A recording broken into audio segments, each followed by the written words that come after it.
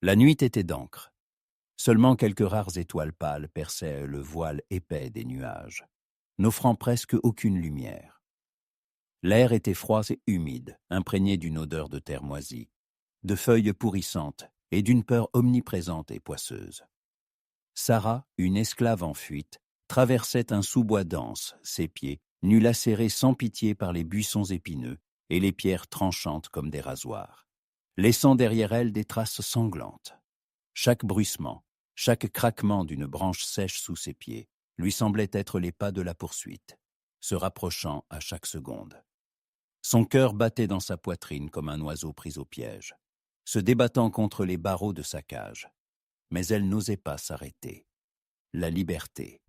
Ce mot était le seul phare dans son obscurité totale, la seule raison de continuer à courir, alors que ses forces l'abandonnaient presque, et que ses poumons brûlaient d'effort.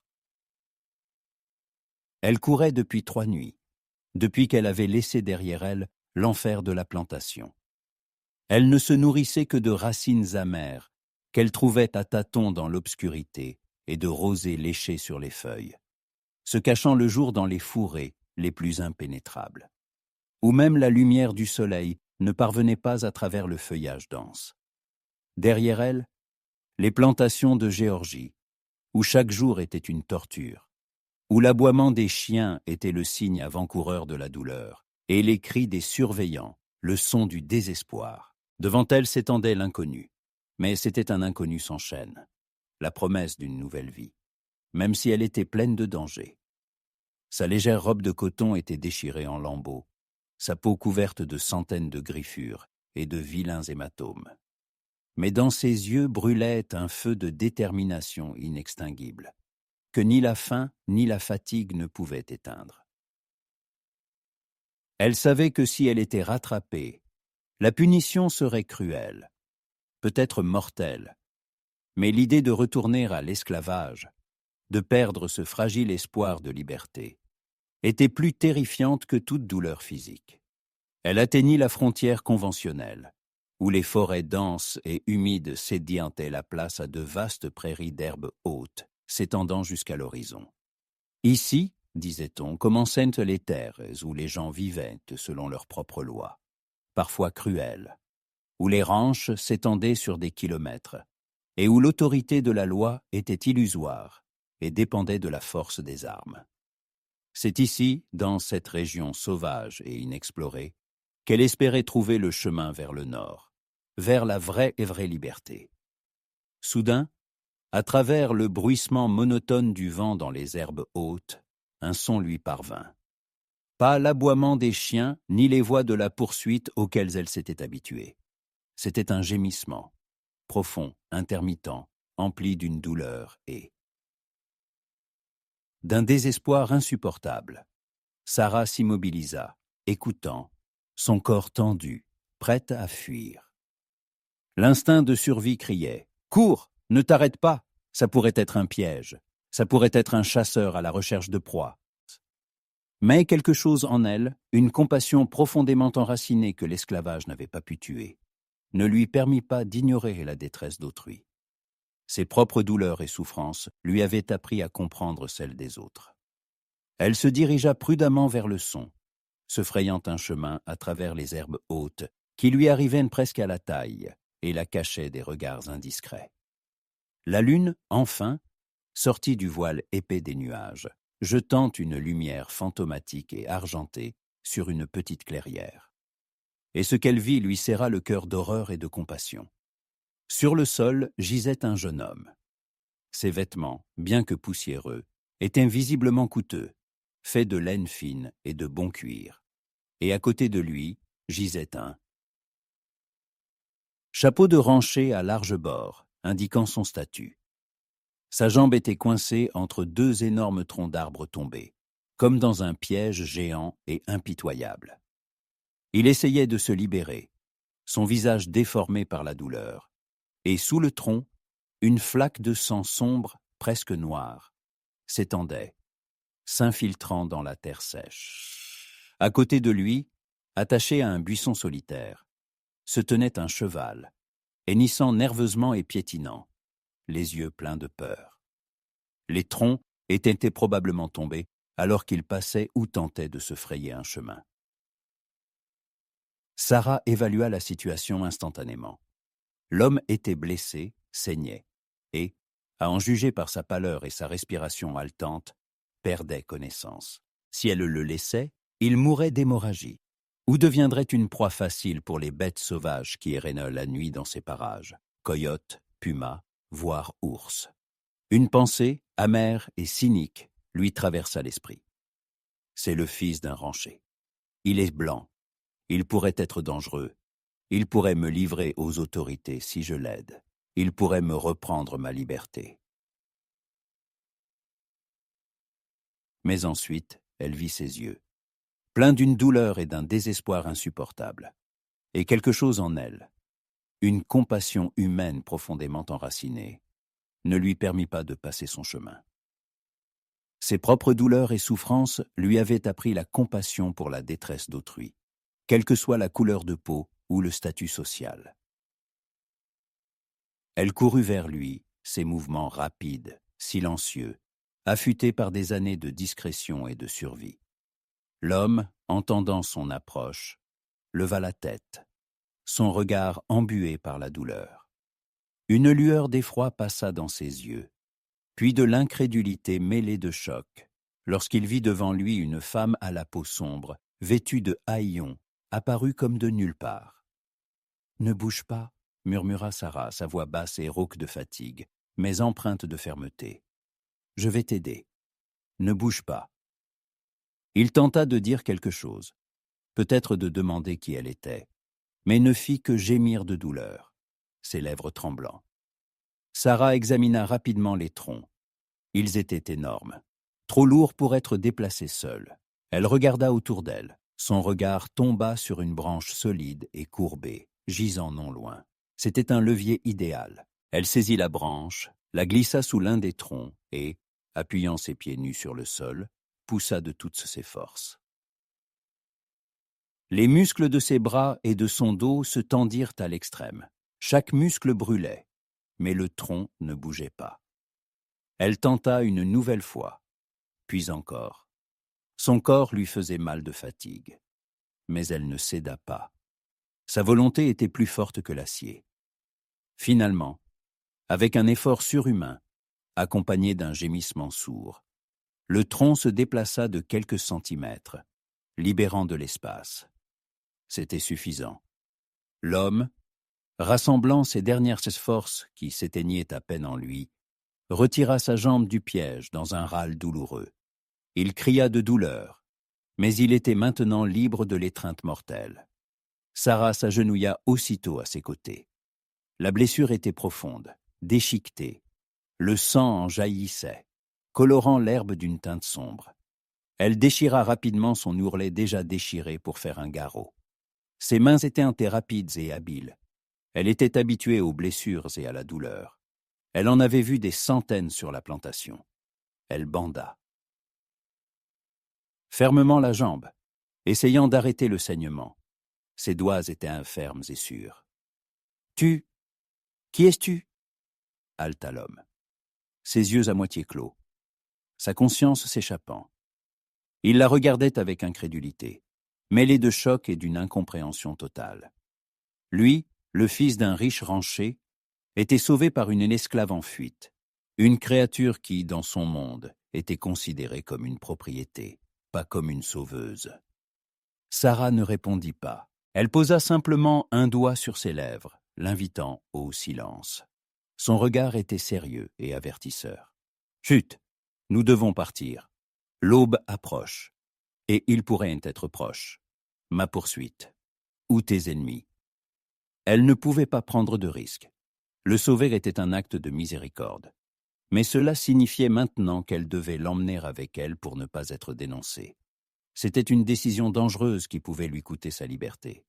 Mais elle ne voyait pas d'autre issue. Elle l'aida à se lever. Son poids était énorme. Mais elle, serrant les dents, le traîna vers son cheval qui piétinait nerveusement. La liberté était proche. Mais maintenant, elle portait aussi une autre vie, qui pouvait devenir sa malédiction ou son salut. À travers les fourrés denses, sous le couvert de la nuit la plus profonde, Sarah traînait le jeune homme blessé. Son corps lourd et flasque était pour elle un fardeau insupportable. Mais elle ne cédait pas. Chaque pas résonnait d'une douleur aiguë dans ses pieds épuisés, et ses poumons brûlaient d'effort.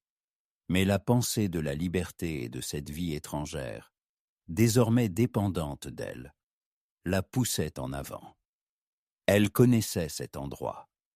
Une cachette dont chuchotaient les vieilles esclaves de la plantation, se transmettant des légendes sur des chemins oubliés vers la liberté. Une mine abandonnée, oubliée depuis longtemps et envahie par la végétation, où l'on avait autrefois cherché de l'or, mais n'avait trouvé que déception et vide. C'était un refuge idéal, caché. Difficile d'accès, et surtout, à l'abri des regards indiscrets. Ils atteignirent donc l'entrée de la mine, lorsque les premiers rayons pâles et fantomatiques de l'aube commencèrent à percer l'horizon, colorant le ciel de teintes grises et brumeuses. L'entrée était habilement dissimulée par d'épais buissons de vignes sauvages et un amoncellement de pierres moussues, presque invisibles pour un œil non averti. Sarah, rassemblant ses dernières forces, le poussa à l'intérieur, puis se faufila elle-même. L'air dans la mine était froid et humide, sentant la terre, l'humidité et quelque chose de métallique. Mais c'était un endroit sûr où ils pouvaient reprendre leur souffle. Elle l'allongea sur la terre sèche, étalant quelques branches et des feuilles mortes et sèches, pour adoucir un peu la surface dure et froide. Le jeune homme, qui, comprit-elle, était le fils d'un rancher, ne reprit conscience que quelques heures plus tard, lorsque le soleil était déjà haut. Ses yeux s'ouvrirent lentement, avec difficulté, et il vit Sarah penchée sur lui, son visage sérieux et concentré. Dans son regard se lisait le choc, mêlé d'incrédulité et d'une incompréhension totale de ce qui se passait. Il tenta de bouger, mais une douleur aiguë et perçante transperça sa jambe blessée, et il gémit, serrant les dents. « Ne bouge pas, » dit doucement Sarah, sa voix calme mais ferme, n'admettant aucune objection. « La blessure est profonde. Tu dois rester allongé jusqu'à ce que je te fasse un nouveau bandage. »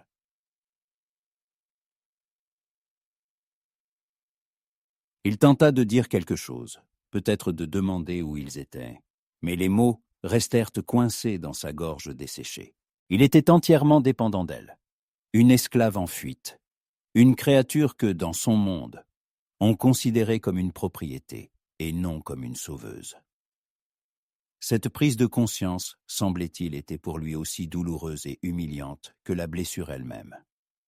Ses yeux glissaient sur ses vêtements déchirés, sur sa peau sombre, sur ses pieds nus, et il révélait un préjugé évident qu'il avait dû absorber avec le lait de sa mère, dès sa naissance. Sarah ne prêtait aucune attention à son reproche muet ou à son dégoût caché. Elle agissait calmement et méthodiquement, comme si elle accomplissait une tâche habituelle. Elle sortit de la mine pour trouver les herbes nécessaires qui, elle le savait, poussaient dans ces parages. Sa grand-mère, une vieille guérisseuse de la plantation, lui avait appris à distinguer les plantes qui pouvaient arrêter le sang, soulager la douleur et prévenir la fièvre, lui transmettant les connaissances ancestrales de son peuple. Elle revint avec une brassée de feuilles et de racines fraîches qu'elle écrasa aussitôt en pâte entre deux pierres. « Ça va aider, » dit-elle en appliquant le mélange d'herbes sur sa blessure. « Ça va brûler, mais ça passera. Ça va extraire la douleur et empêcher la blessure de s'infecter. » Il tressaillit lorsque la masse froide et brûlante toucha sa peau et tenta de retirer sa jambe. « Qu'est-ce que c'est ?» haleta-t-il, sa voix pleine de suspicion. « Tu essaies de m'empoisonner? Qu'est-ce que tu fais ?» Sarah leva les yeux vers lui. Il n'y avait ni colère ni ressentiment dans ses yeux, seulement de la fatigue et une légère déception face à son ignorance. « Si j'avais voulu t'empoisonner, je ne t'aurais pas sauvé des troncs. Je t'aurais. Laissez mourir là-bas. Ce sont des herbes. Elles soignent. Ma grand-mère me l'a appris. » Elle banda fermement la blessure avec un morceau de tissu propre qu'elle avait arraché à sa robe déjà déchirée, la rendant encore plus inutilisable. Les jours suivants furent une épreuve pour eux deux, un test de force et d'endurance. Le fils du rancher, nommé James, fut contraint de dépendre entièrement de Sarah pour chaque aspect de son existence. Elle trouvait de la nourriture pour eux, des baies sauvages, des racines comestibles, attrapait parfois du petit gibier en utilisant des pièges rudimentaires qu'elle avait appris dans la forêt en observant les animaux. Elle apportait de l'eau d'un ruisseau caché qu'elle seule connaissait, s'y rendant par des sentiers secrets. James, habitué aux serviteurs, à la nourriture abondante et au confort de son ranch, supportait difficilement les privations et le froid constant. Ses préjugés profondément enracinés se heurtaient constamment à la dure réalité. Il voyait comment cette femme, que son monde considérait comme un être inférieur, était intelligente, ingénieuse, incroyablement forte et bien plus adaptée à la survie que lui-même. « Pourquoi fais-tu ça ?» demanda-t-il un jour, alors que Sarah lui apportait une poignée de baies sauvages cueillies à l'aube. « Pourquoi ne m'as-tu pas laissé mourir là-bas? Pourquoi n'as-tu pas continué ta fuite tant que tu en avais l'occasion ?» Sarah s'assit en face de lui, son regard sérieux et pénétrant. « Parce que je ne pouvais pas, parce que je suis humaine, et tu es humain, et je ne pouvais pas passer à côté de la détresse d'autrui, même si cette personne vient d'un autre monde, d'un monde qui m'a asservi. » Elle ne dit pas « blanc » ou « émettre », mais le sens était clair, et James ressentit un pincement de conscience. James détourna le regard, se sentant mal à l'aise et humilié. Lui, le fils d'un riche rancher, était impuissant comme un enfant. Il ne savait pas comment survivre dans la nature, comment trouver de la nourriture, comment soigner des blessures. Tous ses privilèges, sa richesse, son statut se révélaient complètement inutiles face aux dangers réels et à la dure réalité. Il voyait comment Sarah, malgré sa propre fatigue, sa faim et la peur constante d'être pourchassée, continuait de prendre soin de lui, ne demandant rien en retour, seulement une acceptation silencieuse. Puis, alors que la température chutait brusquement et que le froid transperçait les os, James commença à trembler de frissons, son corps secoué par des tremblements. Sarah, sans un mot, sans demander la permission, s'allongea à côté de lui, se serrant contre lui de tout son corps pour partager sa chaleur. Il se tendit d'abord, ses muscles pétrifiés par la surprise et les préjugés. Mais ensuite, sentant sa chaleur vivante, il se détendit lentement. Sa respiration se régularisa. Pour la première fois de sa vie, il se sentit protégé non par son père ou ses hommes armés, mais par cette femme fragile mais incroyablement forte, qui semblait-il était l'incarnation même de la vie. « Comment t'appelles-tu » demanda-t-il doucement, presque en un murmure, sa voix rauque. « Sarah » répondit-elle, sa voix à peine audible dans l'obscurité. « Je m'appelle James. » Il tendit la main vers elle, ses doigts la touchèrent. « Merci, Sarah, pour tout, pour ce que tu as fait. » C'était le premier pas, timide mais incroyablement significatif, vers la confiance. À travers les épreuves partagées, la faim, le froid et la menace constante d'être découverts, ils commencèrent à se voir non pas comme un statut, pas comme une esclave et un maître, pas comme une noire et un blanc, mais comme des êtres humains.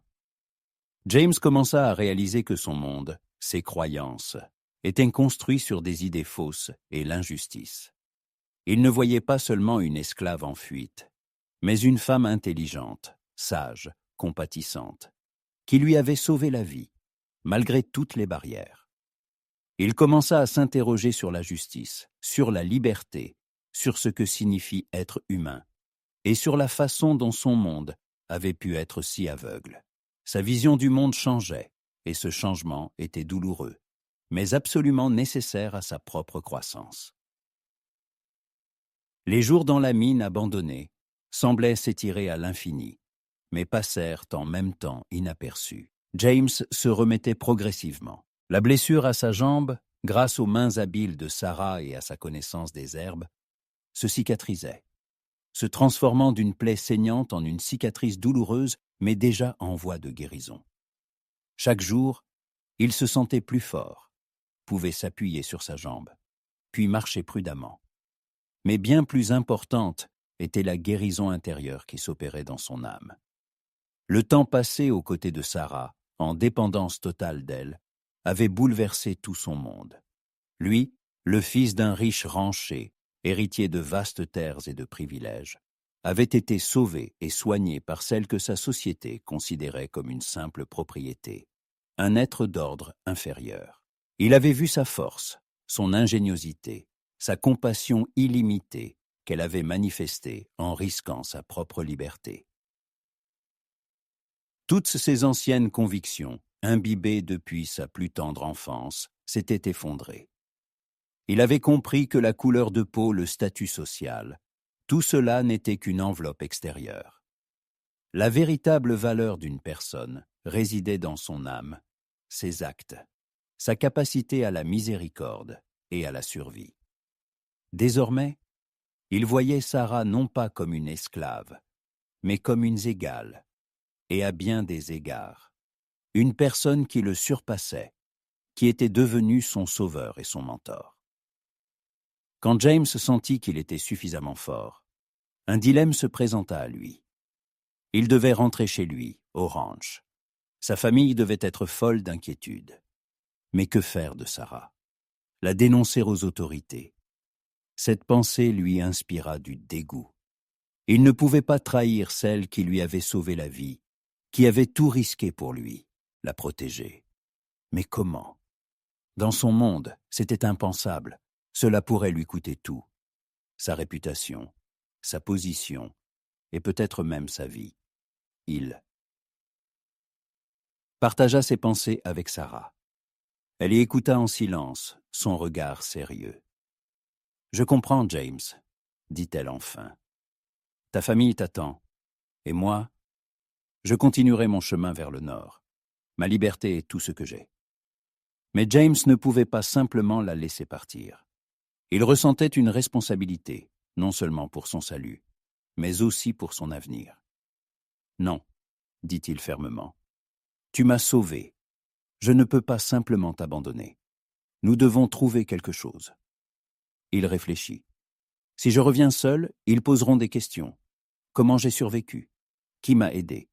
Et si je dis la vérité, tu seras en danger. Et moi aussi. » Sarah hocha la tête. Elle comprenait que sa présence au ranch serait impensable. Mais rester dans la nature sauvage, alors que sa jambe lui faisait encore mal, était dangereux. « Nous pouvons dire que tu t'es perdu et que tu t'en es sorti seul, proposa-t-elle. Et moi, je resterai ici jusqu'à ce que tu trouves comment m'aider. » Mais James élaborait déjà un autre plan. « Non, c'est trop dangereux. Tu ne peux pas rester ici seul. Mon père, c'est un homme très influent. Il peut t'aider. Mais nous devons agir avec prudence. » Il lui proposa de rester au ranch, mais en tant que travailleuse salariée. « Nous dirons que je t'ai trouvé en chemin, que tu as perdu la mémoire ou quelque chose comme ça, et tu travailleras au ranch. Personne ne doit savoir qui tu es vraiment. Ce sera notre secret. » Sarah hésita. C'était risqué. Mais cela lui donnait une chance de survie, de nourriture, d'un toit. Et, surtout, c'était une chance de rester près de James, l'homme en qui elle avait désormais confiance. « D'accord, accepta-t-elle, mais s'il y a un danger, je partirai. Ma liberté est ma priorité absolue. » Ils élaborèrent un plan de retour sûr. James, toujours boitant, devait revenir à cheval, que Sarah avait amené à la mine. Sarah, quant à elle, vêtue de vieux vêtements, mais relativement propres, que James avait trouvés dans une cabane de mineurs abandonnés, devait marcher en se tenant à distance pour qu'ils ne soient pas vus ensemble. Elle devait apparaître au ranch plus tard, comme par hasard. Le chemin du retour vers la vallée fut risqué et plein de tensions. James roulait lentement, sa blessure se faisant encore sentir. Sarah marchait derrière, se tenant dans l'ombre des arbres et des buissons, ses yeux scrutant attentivement les environs, cherchant des signes de poursuite ou d'autres dangers. Elle était ses yeux et ses oreilles. Ses instincts de survie étaient aiguisés à l'extrême.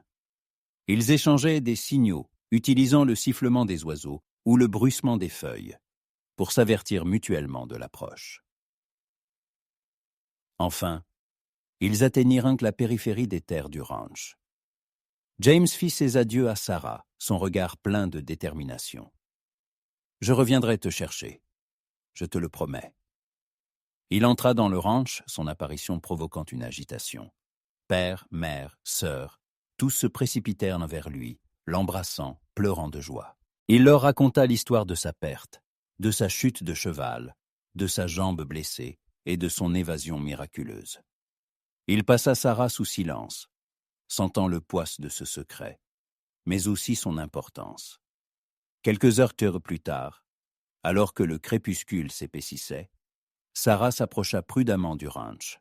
Elle fit semblant de s'être perdue, de chercher du travail. Les serviteurs, la voyant, la traitèrent avec suspicion. Mais James, apparaissant sur le perron, intervint immédiatement. « Elle m'a aidé quand j'étais blessé, » dit-il, sa voix ferme. « Elle travaillera ici, dans la maison. » Ainsi, Sarah se retrouva au ranch, au cœur même du monde qu'elle avait fui. Elle devint servante, accomplissant les tâches les plus ingrates. Mais elle était désormais libre, ou presque libre. Sa vie était pleine de dualité. Le jour, elle était une ombre invisible, exécutant des ordres. Et la nuit, elle rencontrait secrètement James, partageant avec lui ses pensées et ses observations. Bientôt, James commença à remarquer que la vallée qu'il devait gérer faisait face à de sérieux problèmes. La sécheresse n'était pas le seul malheur. Les ranchers voisins se disputaient l'eau, les bandits devenaient de plus en plus audacieux. Le bétail tombait malade et les terres s'épuisaient. Son père, le vieux rancher, était trop fier et conservateur pour admettre que les vieilles méthodes ne fonctionnaient plus. James sentait qu'il manquait de connaissances, d'expérience pour faire face à tout cela. Il comprenait que la vallée était au bord de la catastrophe. Il savait que la seule personne qui pouvait l'aider était à ses côtés, mais sa voix devait rester un secret. La vie de Sarah au ranch Blackwood était pleine de paradoxes. Le jour, elle était une ombre invisible, accomplissant les tâches les plus ingrates. Laver le linge, nettoyer, cuisiner, obéissant aux ordres comme une simple domestique. Ses mouvements étaient rapides et efficaces, mais son regard restait baissé pour ne pas attirer l'attention. Elle écoutait attentivement les conversations, saisissant chaque mot, chaque inquiétude flottant dans l'air de la vallée. La nuit, quand tout le monde dormait et que seules les étoiles éclairaient entre la prairie, elle rencontrait secrètement James. Ces conversations nocturnes, dans un coin discret de la grange ou sous le vieux chêne, devinrent leur secret commun, les liant plus fortement que n'importe quel lien. James, de son côté, réalisa rapidement que la vallée qu'il devait gérer faisait face à des problèmes bien plus graves qu'il ne l'avait imaginé. La sécheresse n'était pas le seul malheur. Elle ne faisait qu'aggraver d'autres conflits latents depuis longtemps. Les ranchers voisins, épuisés par le manque de eau, se disputaient chaque ruisseau et chaque puits, se menaçant mutuellement d'armes. Les bandits, profitant de la faiblesse générale, devenaient de plus en plus audacieux, attaquant les convois et volant le bétail. Le troupeau du ranch Blackwood souffrait d'une maladie mystérieuse qui décimait les animaux un par un, et les vastes terres s'épuisaient, se transformant en poussière sous le soleil ardent. Son père, le vieux rancher, était trop fier et conservateur pour admettre que les vieilles méthodes ne fonctionnaient plus, et que la vallée était au bord de la catastrophe. James sentait qu'il manquait de connaissances, d'expérience pour faire face à tout ce chaos. Il comprenait que la vallée était au bord de la catastrophe et que le destin de centaines de personnes dépendait de ses décisions. Et il savait que la seule personne qui pouvait l'aider était à ses côtés, mais sa voix devait rester un secret. C'est précisément durant ces heures nocturnes, sous le couvert de l'obscurité, que Sarah révéla son don extraordinaire. Elle ne se contentait pas de donner des conseils. Elle proposait des solutions étonnamment efficaces et clairvoyantes. Elle parlait à James des anciennes méthodes agricoles que son peuple avait apprises au fil des siècles, des moyens de conserver l'eau dans des conditions arides, de la manière de construire de petits barrages et de détourner l'eau pour irriguer les champs sans entrer en conflit avec les voisins. Elle savait quelles herbes et plantes pouvaient soigner les animaux, comment prévenir la propagation des maladies, comment améliorer la fertilité du sol en utilisant des engrais naturels. Ses connaissances de là. Nature, des animaux, des cycles de vie et de mort étaient profondes et intuitives, comme si elles faisaient partie de la terre elle-même. On ne peut pas simplement attendre la pluie, James, murmura Sarah une nuit, dessinant avec un bâton sur la terre poussiéreuse des schémas d'irrigation. L'eau est là, mais pas là où elle est nécessaire. Il faut la diriger, créer des réserves. Elle expliquait comment, en utilisant les pentes naturelles du terrain, on pouvait recueillir l'eau de pluie et la diriger vers des réservoirs spécialement creusés. Comment construire des canaux d'irrigation simples mais efficaces. James écouta d'abord avec méfiance. Son esprit, habitué aux méthodes traditionnelles, assimilait difficilement ces idées inhabituelles. Mais le désespoir le força à essayer. Il commença à mettre en œuvre ses conseils, d'abord prudemment, puis avec une confiance croissante. Il persuada son père de construire plusieurs petits barrages en terre qui recueillaient l'eau après. Les rares pluies.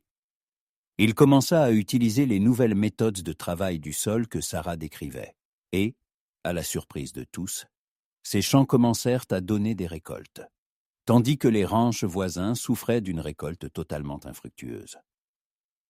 Les premiers succès furent étonnants. La maladie du bétail, qui décimait les animaux, recula après que James, suivant les indications de Sarah, commença à leur donner des décoctions de certaines herbes. Ses chevaux devinrent plus résistants et ses vaches plus saines. Il commença à utiliser des méthodes plus humaines et efficaces de manipulation du bétail, ce qui était également une idée de Sarah. D'autres ranchers, d'abord sceptiques, commencèrent à remarquer ces changements. Ils voyaient comment le ranch Blackwood, malgré la sécheresse, survivait et même prospérait. James, grâce au conseil de Sarah, commença à prendre des décisions sages et clairvoyantes, qui surprenaient non seulement son père, mais aussi d'autres ranchers. Plus expérimenté, il devint médiateur dans les disputes sur l'eau, proposant des solutions équitables pour tous. Il organisa des patrouilles aux frontières du ranch pour repousser les bandits, utilisant des tactiques que Sarah lui avait suggérées, basées sur son expérience de survie et d'observation des poursuivants. Il gagna progressivement en autorité, devenant non plus seulement le fils d'un rancher, mais un leader respecté dont les paroles avaient du poids. Sa propre croissance en tant que leader était évidente. Il devint plus confiant, sa voix sonnait plus ferme et son regard plus pénétrant. Il n'était plus le jeune homme naïf, mais un homme clairvoyant et responsable. Mais sa dépendance à l'égard de son conseiller secret était évidente pour lui-même. Il comprenait que sans Sarah, il n'aurait pas pu atteindre de tels succès. Il ressentait une immense gratitude et admiration pour cette femme qui, restant dans l'ombre, changeait le destin de la vallée. Cependant, avec l'accroissement de son autorité, la menace de la révélation grandissait également. Les succès de James étaient trop inhabituels, trop rapides. Certains ranchers, en particulier ceux qui enviaient les Blackwood, commencèrent à soupçonner quelque chose d'anormal. Le vieux fermier Mackenzie, connu pour sa méfiance, restait souvent au ranch, essayant de découvrir le secret du jeune Blackwood. Il posait des questions sur les nouvelles méthodes, sur les herbes inhabituelles que James utilisait pour le bétail. « James, comment sais-tu cela ?» demanda-t-il un jour en examinant le troupeau en bonne santé.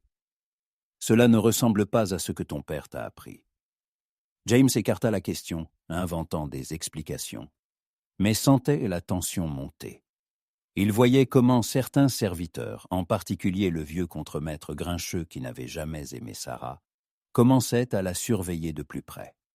Il remarquait qu'elle disparaissait parfois pendant un certain temps, qu'elle revenait avec des brassées d'herbe qui n'étaient pas utilisées en cuisine. Sarah sentait ses regards. Ses instincts de survie, aiguisés par des années de fuite, criaient au danger. Elle devint encore plus prudente. Ses mouvements étaient encore plus silencieux, et ses rencontres avec James encore plus rares et courtes.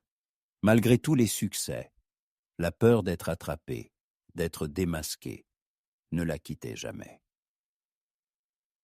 Elle savait qu'une seule erreur pourrait lui coûter non seulement sa liberté, mais aussi sa vie, et à James, tout ce qu'il avait construit. La tension dans la vallée montait chaque jour tel un orage, lentement mais inéluctablement, annonçant une tempête imminente. Les succès du ranch Blackwood, qui semblaient miraculeux face à une sécheresse sans précédent et à de mystérieuses maladies du bétail, suscitaient non seulement admiration et envie, mais aussi de profonds et dangereux soupçons. Le vieux Mackenzie, dont les champs s'asséchaient en poussière, et le bétail mourait l'un après l'autre, ne pouvait accepter que le jeune James, qu'il avait toujours considéré comme un jeune inexpérimenté, réussisse là où lui, le vieux loup, subissait une défaite écrasante. Son regard s'arrêtait de plus en plus souvent sur Sarah, sur ses mouvements silencieux, sur ces étranges herbes qu'elle cueillait dans la forêt, et dans ses yeux s'allumait le feu du fanatisme et de la peur de l'inconnu. Un jour, lors de la réunion hebdomadaire des ranchers au saloon, où l'on discutait habituellement de la répartition de l'eau et de la protection contre les bandits, Mackenzie ne put se contenir. Son visage était rouge de colère et de whisky, et ses yeux brûlaient d'un feu malveillant, presque fou. Il frappa brusquement du poing sur la table, faisant sauter et teinter les tasses. Tous les regards, emplis d'inquiétude et d'attente, se tournèrent vers lui. « Je connais ton secret, James Blackwood, hurla-t-il, sa voix pleine de rage et d'accusation.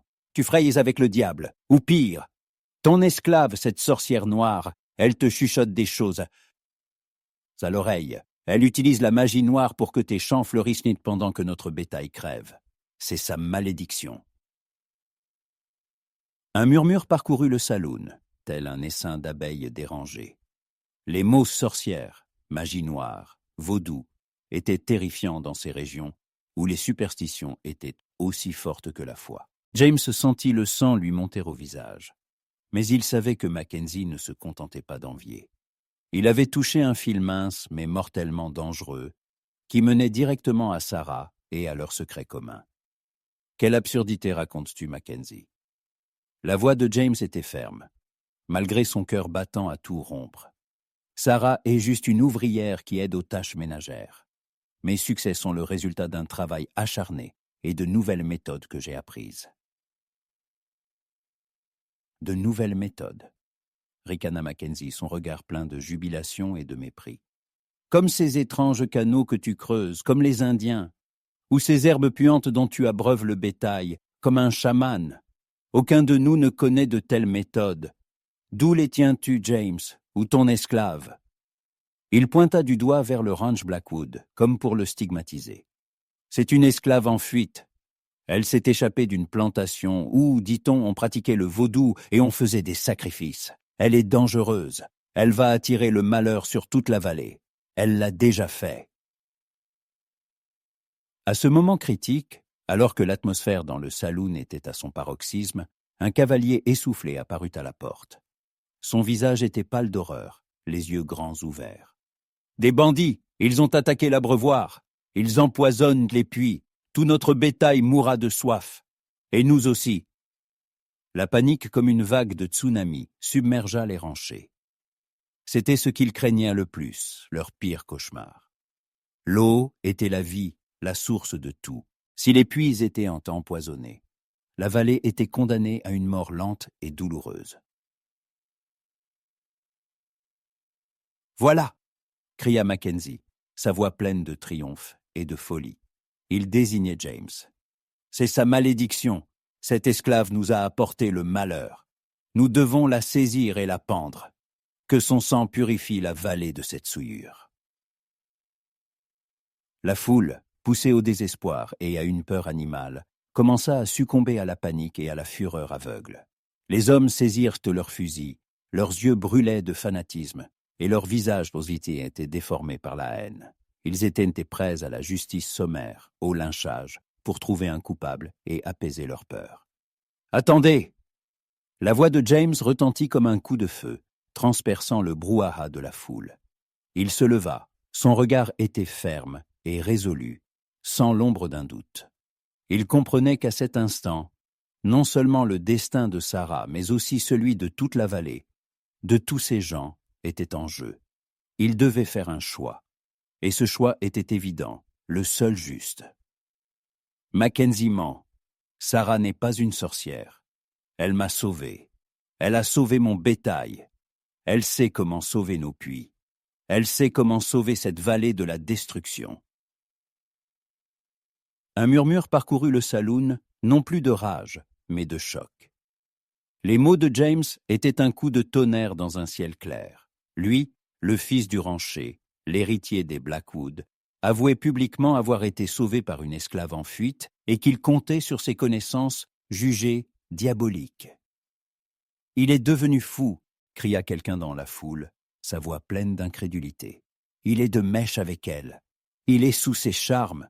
Je ne suis pas fou. » La voix de James était pleine de passion et de conviction. Elle couvrait le bruit. « Je dis la vérité. Pendant que vous vous disputiez et aviez peur, Sarah m'a appris comment survivre dans cette vallée. Elle m'a appris comment trouver de l'eau là où il n'y en a pas, comment soigner les animaux des maladies, comment rendre la terre fertile même en période de sécheresse. Elle a apporté des connaissances ici, pas une malédiction. Elle a apporté le salut. » À ce moment critique, alors que les destins pendaient à un fil, Sarah apparut à la porte du saloon. Elle était venue, ayant entendu les cris et les coupes de feu, sentant que son secret allait être révélé. Son visage était sérieux, mais il niait. Il n'y avait pas de peur dans ses yeux, seulement une calme détermination. Elle savait que son secret était découvert et qu'elle allait maintenant faire face aux conséquences. Elle apportait avec elle un petit sac en cuir, rempli d'herbes et de racines, sa seule arme. « Elle est là !» cria Mackenzie, son doigt tremblant, pointant Sarah. « Attrapez-la, pendez-la !» Plusieurs hommes, cédant à la panique, se précipitèrent vers elle. Mais James se dressa entre eux, les bras tendus comme un bouclier. « N'osez pas, personne ne la touchera. Si vous voulez sauver vos puits, vous devez l'écouter. Elle sait comment faire. C'est notre seule chance. » Sarah fit un pas en avant, son regard calme et assuré. Elle regarda droit dans les yeux de chaque rancher. « Je sais comment purifier l'eau. » Sa voix était basse mais claire, et elle transperça le bruit de la foule, forçant les gens à écouter. « Je sais quelles herbes neutralisent le poison, mais j'ai besoin de gens pour m'aider, et j'ai besoin de votre confiance. Sans elle, je suis impuissante. » Un silence tendu s'installa, plein de questions non dites et de conflits internes. Les ranchers la regardèrent, puis James, puis de nouveau Sarah. Leur choix était évident. Soit ils continuaient à suivre de vieux préjugés, leur haine aveugle, et mouraient de soif, perdant tout, soit ils faisèrent confiance à cette femme qui, peut-être, était leur seule chance de survie. « Si je me trompe, vous pourrez me pendre, » dit Sarah, son regard ferme. Elle fixait Mackenzie, le défiant. « Mais si je sauve vos puits, vous devrez me donner la liberté et me donner une place dans cette vallée, non pas comme une esclave, mais comme une personne, comme une égale. » C'était une déclaration audacieuse, presque insolente.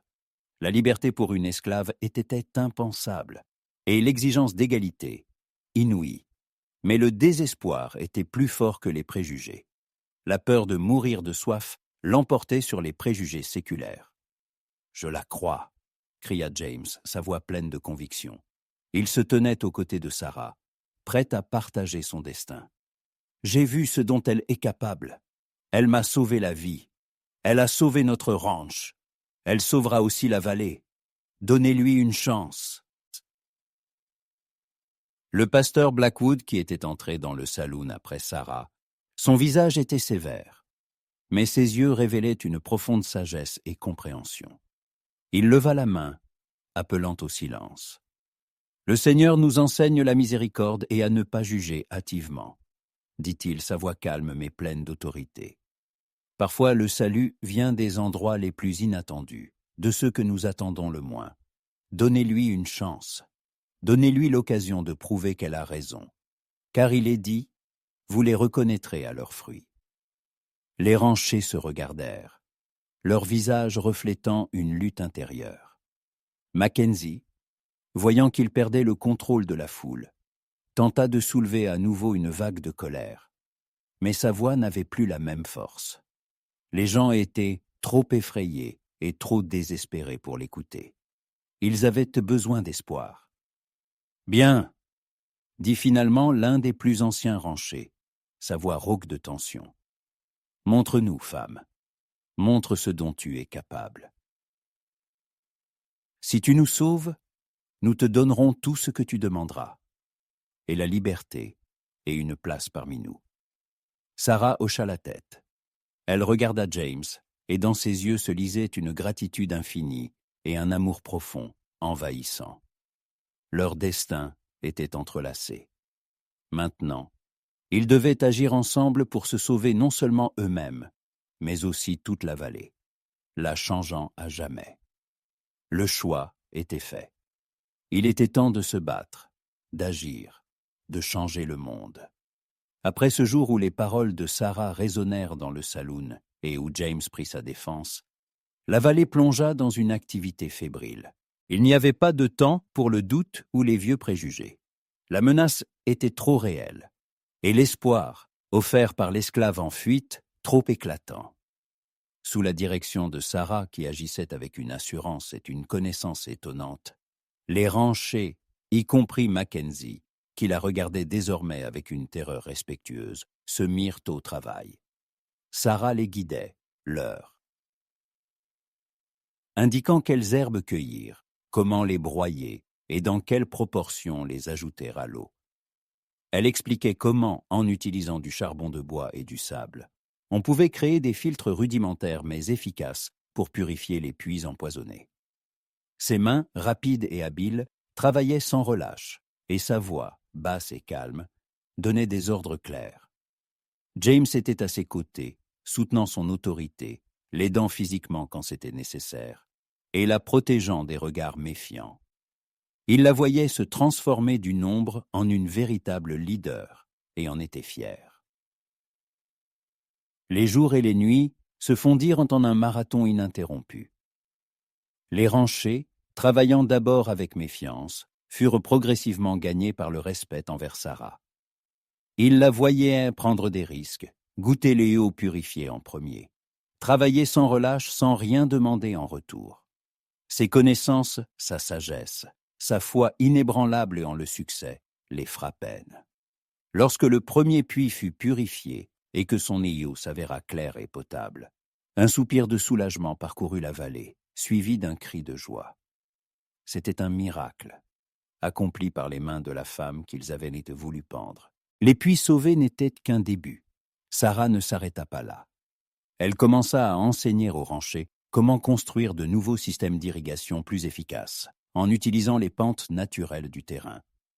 Elle leur montra comment creuser de petits canaux qui recueilleraient l'eau de pluie et la dirigeraient vers les champs, créant des réserves pour la période sèche.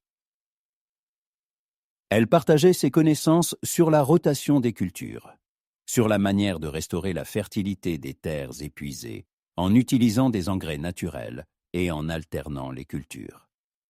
Ces méthodes étaient simples, mais révolutionnaires pour ces lieux.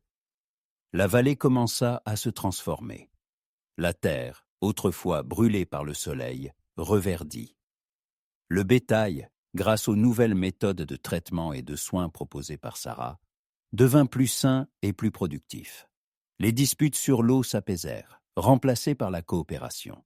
Les ranchers, ayant appris à travailler ensemble sous la direction de James et Sarah, commencèrent à se voir non pas comme des rivaux, mais comme des voisins liés par un destin commun. La vallée, autrefois condamnée à la perdition, devint une oasis prospère, un exemple pour d'autres colonies. Le pasteur Blackwood, observant tout cela, vécut une profonde transformation spirituelle. Sa foi, autrefois stricte et dogmatique, devint plus large, plus miséricordieuse. Il vit que la vraie grâce ne se manifestait pas en paroles, mais en actes, en compassion et en volonté d'accepter chacun. Il reconnut publiquement les mérites de Sarah, la qualifiant de don de Dieu pour la vallée. Il commença à prêcher l'égalité et la miséricorde, affirmant que chaque être humain, quelle que soit la couleur de sa peau, méritait respect et liberté. Les ranchers, tenant parole, accordèrent officiellement la liberté à Sarah. Mais ce n'était pas seulement une libération des chaînes, c'était une acceptation. Elle devint non seulement une femme libre, mais un membre respecté de la communauté. Sa sagesse et ses connaissances étaient appréciées. Elle devint guérisseuse pour les hommes et les animaux, conseillère en matière d'agriculture, enseignante pour les enfants, à qui elle parlait de la nature et de la vie. Son statut changea, passant d'esclave en fuite à l'une des figures les plus respectées de la vallée. Sa relation avec James se transforma en un amour profond et tendre. Leur partenariat, né du désespoir et de la nécessité, devint le fondement de leur vie commune. Lui, autrefois fils de rancher gâté, devint un leader sage et juste, et elle, esclave en fuite, trouva un foyer et une famille. Ils construisirent leur propre maison à la périphérie du ranch Blackwood, petite mais confortable, avec un grand jardin où Sarah cultivait ses herbes médicinales. Leur amour était fondé sur le respect mutuel, la compréhension et un objectif commun. Ils prenaient des décisions ensemble, travaillaient ensemble, rêvaient ensemble. Ils savaient que le monde en dehors de leur vallée était encore plein de préjugés et d'injustices. Mais au sein de leur monde, qu'ils avaient créé, régnait notre l'égalité et l'amour. Les années passèrent. La vallée prospéra, devenant un symbole d'espoir et d'un nouveau départ. James et Sarah devinrent parents. Leurs enfants, un garçon et une fille, grandirent libres, ne connaissant ni l'esclavage ni les préjugés. Ils jouaient dans les champs verdoyants, irrigués par l'eau ou que leur mère avait sauvés, et apprenaient de leurs parents la sagesse et la bonté. Un jour, alors que le soleil déclinait, colorant le ciel de nuances incroyables d'orange et de pourpre, Sarah et James étaient assis sur le porche de leur maison. Leurs enfants jouaient dans l'herbe, leur rire résonnant dans la vallée. Sarah se blottit contre l'épaule de James, sentant sa chaleur et sa force. Elle regarda la vallée, qui n'avait été pour elle qu'un lieu de fuite, et qui était maintenant devenue sa maison, sa vie, son héritage. « Nous l'avons fait, James, » murmura-t-elle, sa voix pleine de tendresse. James la serra plus fort. « Nous l'avons changé, Sarah, ensemble. » Il l'embrassa dans les cheveux. Leur histoire devint une légende dans la vallée, un rappel qu'un acte de miséricorde, une âme courageuse et un objectif commun peuvent changer le destin non seulement de deux personnes, mais de toute une vallée, pour toujours.